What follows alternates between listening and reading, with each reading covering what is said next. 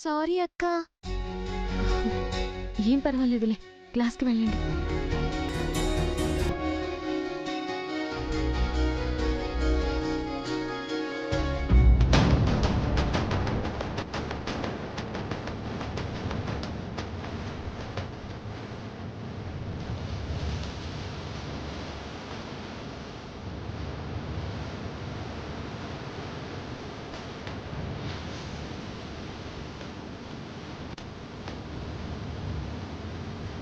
నువ్వు ఎంత బాగా చదువుతున్నావు అనేది తెలుసుకోవడానికే నిన్న ప్రిపేర్ అయిన టాపిక్ మీద 4 చిన్న ప్రశ్నలు ఇచ్చాను. ఇంకా రాయలేదా?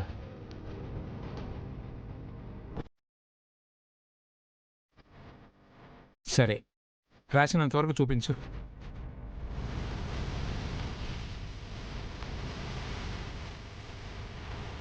చూపించరా?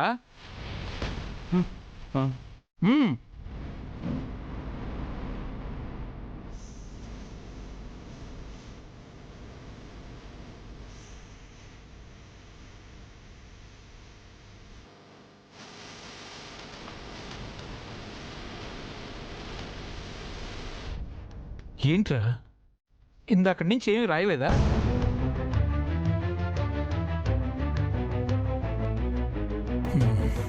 సరే, రాయటం కష్టంగా ఉంటే కనీసం ఫస్ట్ క్వశ్చన్కి ఆన్సర్ చెప్పు.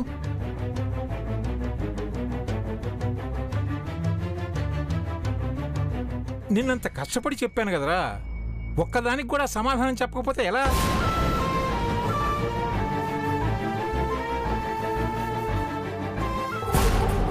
అడిగిన దానికి సమాధానం చెప్పమే, చెప్పింది బుర్రకెక్కుతుందా లేదా?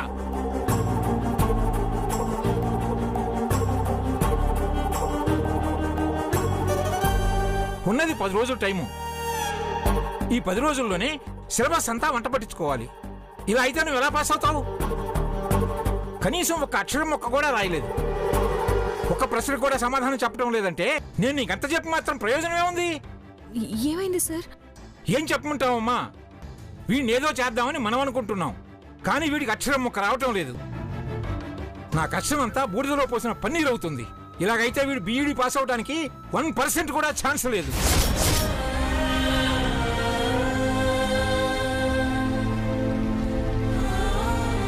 వీడు చదువుతాను అన్న మాట నేను నమ్మలేదమ్మా, నువ్వు చదివిస్తావు అన్న మాట నమ్మాను. నిన్న చెప్పిన సిలబస్కి ఈరోజు సమాధానం చెప్పలేకపోతున్నాడు అంటే ఇంకా వీడు చదువుతాడు, పాస్ అవుతాడు అంటే నన్ను ఎలా నమ్మమంటావు? పండిత పుత్ర పరమ సుంఠః అని పెద్దవాళ్ళు నీలాంటి వాళ్ళని చూసే చెప్పుంటారు.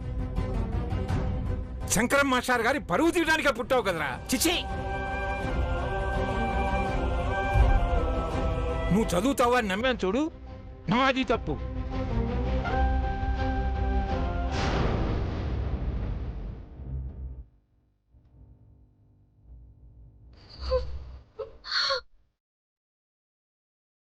విద్య,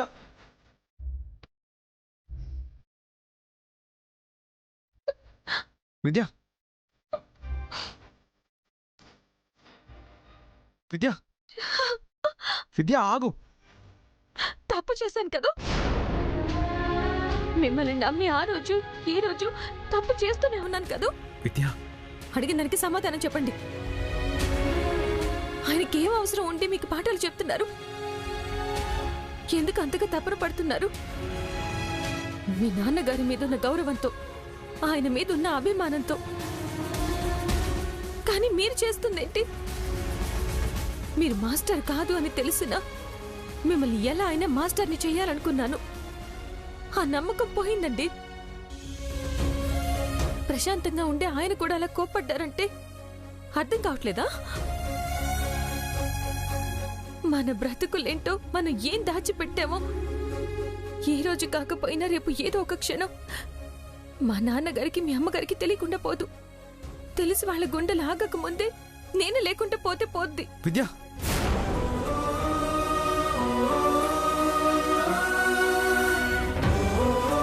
అంత మాట అన్నకు విద్య. నేనేం చేయను? రాత్రి చదివింది ఉదయానికి గుర్తుండడం లేదు. మట్టి బుర్ర కదా, మట్టిలో నీళ్లు పోసినా పాలు పోసినా అది పీల్చుకుంటుందే కానీ బయటికి రాదు కదా. నా పరిస్థితి కూడా అలానే ఉంది. నా బుర్రలోకి వెళ్ళింది కూడా నీటిపైన రాతే అవుతుంది. చదవాలని నాకు ఉంది, కానీ గుర్తుండడం లేదు. ఏం చేయను? ఎందుకు గుర్తుండదు? ఎప్పుడో చిన్నప్పుడు కలిసి చదివే నేను గుర్తున్నాను. అప్పట్లో ఏం జరిగింది, ఎలా ఉన్నానో అన్నీ గుర్తున్నాయి. మీ నాన్నగారు గుర్తున్నారు. ఆయన ఎందుకు చనిపోయారో గుర్తుంది. నా పరిచయం గుర్తుంది, ఆయన చావు గుర్తుంది. మరి చదివిన చదువు ఎందుకు గుర్తుండదు? చదువు విలువ చదువుకోలేకపోయినా నాకు తెలుసు. అక్షరాలు అమ్మలాంటివండి. ఇష్టంగా వేలు పట్టుకుంటే మన ప్రాణం పోయేదాకా గుండెల మీద పెట్టుకుని మోస్తాయి, ఉన్నత స్థాయిలో నిలబెడతాయి. అయినా మీరిప్పుడు చదివేది మీకోసం కాదు, ఎవరి కోసం అనేది ఒక్కసారి గుర్తుపెట్టుకోండి. మీ చదువు మీ అమ్మగారి ప్రాణాలు నిలబెడుతుంది. మీరు దిద్దే ప్రతి అక్షరం మీ అమ్మగారి గుండె చప్పుడు ఆగిపోకుండా కాపాడుతుంది. మీరు నేర్చుకునే ప్రతి అక్షరం అత్తయ్య గారికి అక్షరానికి ఓ సెకను ఆయువు పెంచుతుంది. మీరు చెప్పిన అబద్ధం ఆమెకు తెలియనంత వరకు మాత్రమే కాపాడుతుంది.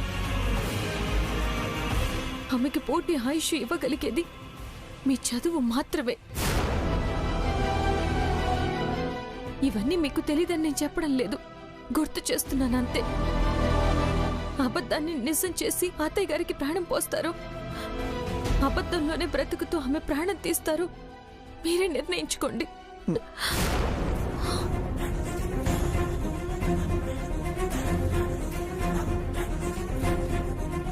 ఒక్కటి మాత్రం నిజం, మీరు ఈ పరీక్షల్లో పాస్ అవ్వలేదు అంటే మీ జీవితంలో నేను అనేదాన్ని ఉండను. విద్య, పరీక్షలు రాస్తే అందరికీ మార్కులు మాత్రమే వస్తాయి, కానీ మీరు రాసే పరీక్షలకి కొన్ని ప్రాణాలు నిలబడతాయి లేదా పోతాయి. అది గుర్తుపెట్టుకోండి.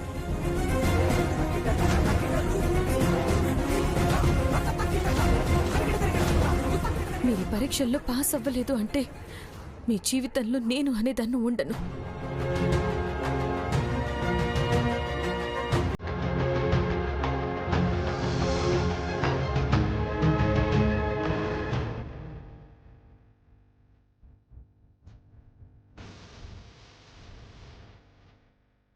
సార్, ఇంకొక్కసారి చెప్పండి సార్. గుర్తుంచుకోగలిగితే రేపు మీ ముందుంటాను, లేదంటే ఈ స్కూల్కి కొత్త పీఎం వస్తాడు.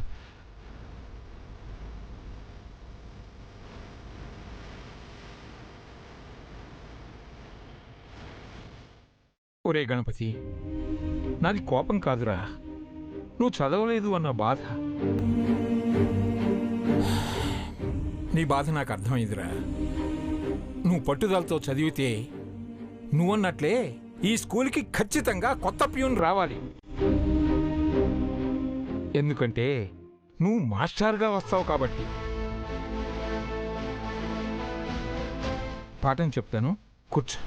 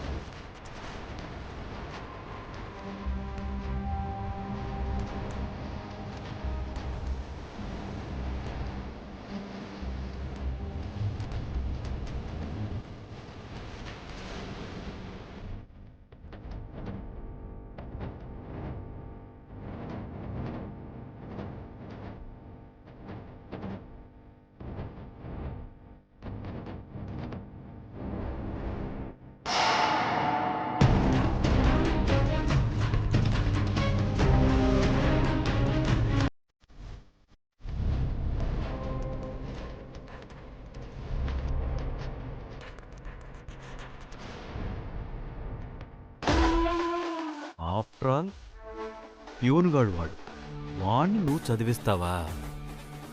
వాడి చదువు ఎలా చెడగొట్టాలో నాకు బాగా తెలుసు.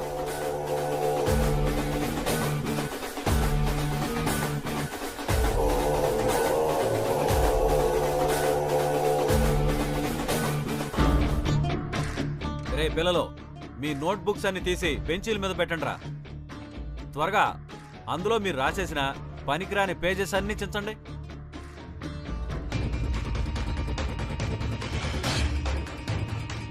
ముక్కలు ముక్కలుగా చించండి. వాటన్నింటినీ చేతుల్లోకి తీసుకుని నాతో రండి.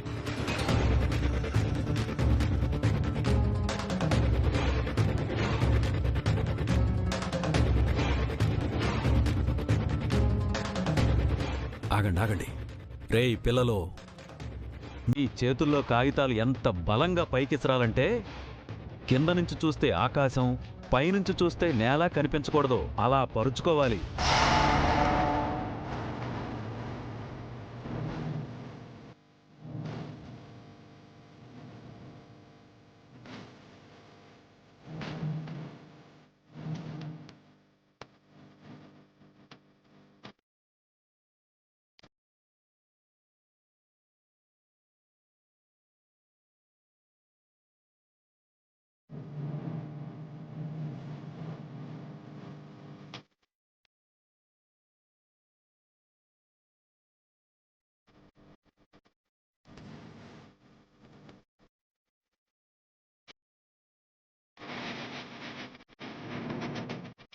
సూపర్. మాస్టారు, ఏం చేస్తున్నారు? క్లాస్ రూమ్లో పాఠాలు ఏం చెప్తాంలే అని బయట చెప్తున్నా. మీరు విసరండి రా.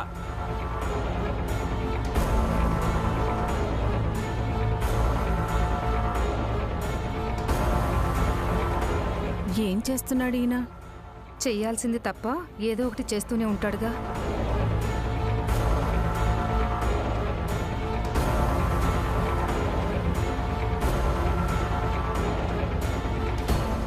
క్లాసులు జరుగుతున్న టైంలో పిల్లలు కాల్ చేస్తున్నారేంటి?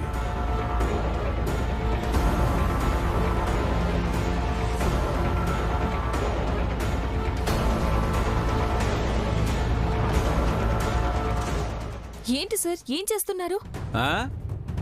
పిల్లలకు చదువు చెప్తున్నాను. నీలా స్వేపర్ పని చేయట్లేదు. ఆ పని చేసే నీకు ఈ పని ఎందుకు చేస్తున్నానో అర్థం కాదులే గాని పని చూసుకో. రేయ్ పోనీ పోనీ.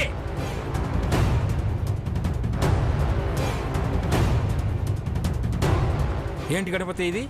పిల్లలతో ఈ గోలేంటి? వాళ్ళు పేపర్లో దించి స్కూల్ పాడు చేస్తుంటే ఏం చేస్తున్నావు నువ్వు? అయ్యో, అపార్థం చేసుకోకండి సార్. వాళ్ళు గోల చేయటం లేదు, పాఠాలు నేర్చుకుంటున్నారు. థియరీ కన్నా ప్రాక్టికల్గా చెప్తేనే వాళ్ళకి గుర్తుండిపోతుందని మీరే చెప్తుంటారు కదా, అదే చేస్తున్నాను. ఏంటి పేపర్లు చించి ఈ విధంగా స్కూల్ పాడు చేయటం పాఠాలా? అదే, అందుకే మీరు అపార్థం చేసుకున్నారు అనేది.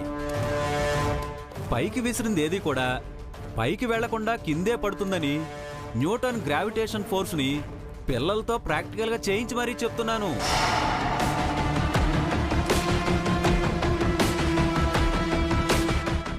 ఈ ఇయర్ బెస్ట్ టీచర్గా అవార్డు తీసుకోవాలనే లక్ష్యంతో నేను పాఠాలు చెప్తుంటే మీరేంటి సార్ అపార్థం చేసుకుంటున్నారు?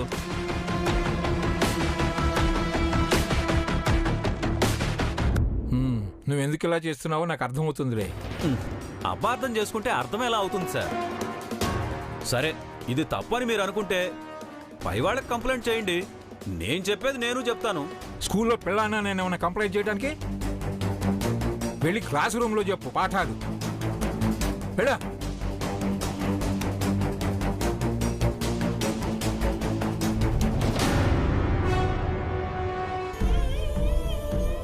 విద్య, అతని మెదడు నిండా చెత్తే ఉంది.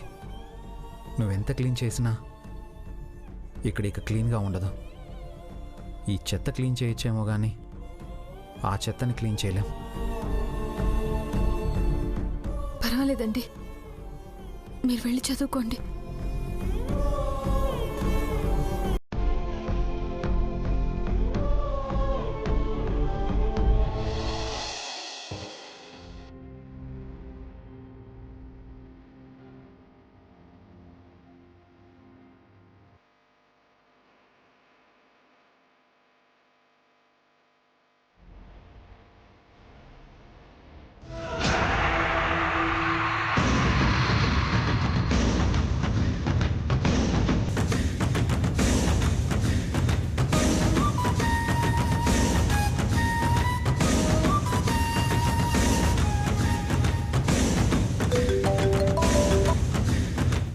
ఎక్కడున్నారు? స్కూల్ దగ్గర ఉన్నానమ్మా. కనిపించిందా? కళ్ళ ముందే ఉంది. ఏం చేస్తుంది? చీపిరి పట్టి స్కూల్ బయట చెమ్ముతుందమ్మా. నేను వింటుంది నిజమే కదా? నా కళ్ళు చూస్తున్నదే కదమ్మా చెప్తున్నాను. ఆదినారాయణ గారి కూతురు స్వీపర్ పనిచేస్తుందన్నమాట. మరి ఆ మాట ఆయనకి తెలియాలి కదా. ఫోన్ చేసి చెప్పమంటారా? ఆ మాట ఆయన వినడానికి ముందు నాకు ఇంకొక పనుంది. అది పూర్తవగానే మీకు రింగిస్తాను. అప్పుడు మీరక్కడ చూసింది చూసినట్టు ఆయనకి చెప్పండి. అలాగే 4 మాటలు కలిపి చెప్పండి. ఆ విషయం చెప్పాలమ్మా, నేను చూసుకుంటాను కదా.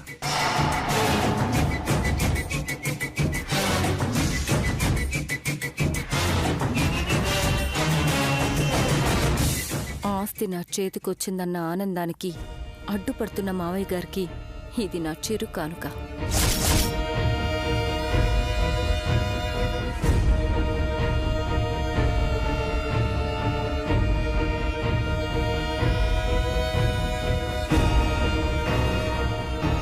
మావయ్య గారు, టాబ్లెట్ వేసుకోండి.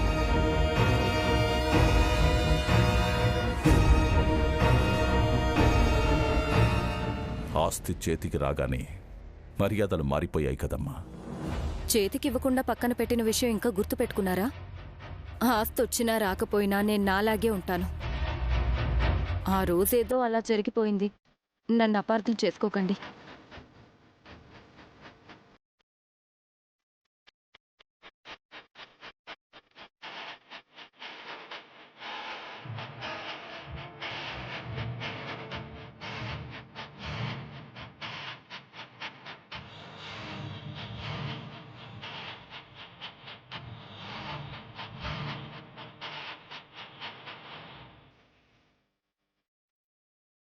ఇది ఆరంభం మాత్రమే.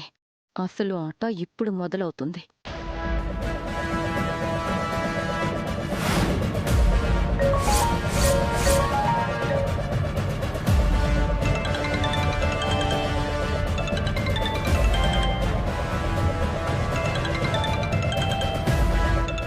నాన్న,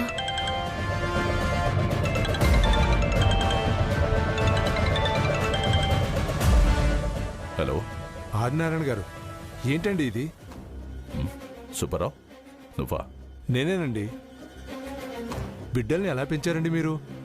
అలాంటిది ఇప్పుడేంటండి ఇలా చేశారు? ఏం చేశాను? మీ పెద్ద కూతురు విద్యని ఇలాంటి పరిస్థితుల్లో చూస్తుంటే చాలా బాధగా ఉంది. విద్యకేమైంది? ఏమైందంటారేంటండి? మీకు తెలియకుండానే ఇలా జరుగుతుందా? మీ కూతురు వచ్చి స్కూల్లో స్వీపర్గా పనిచేయడం ఏంటండి?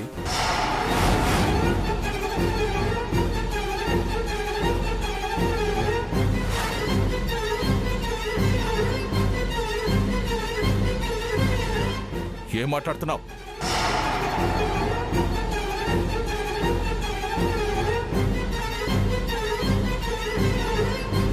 కళ్ళ ముందు చూస్తున్న దాని గురించే మాట్లాడుతున్నాను.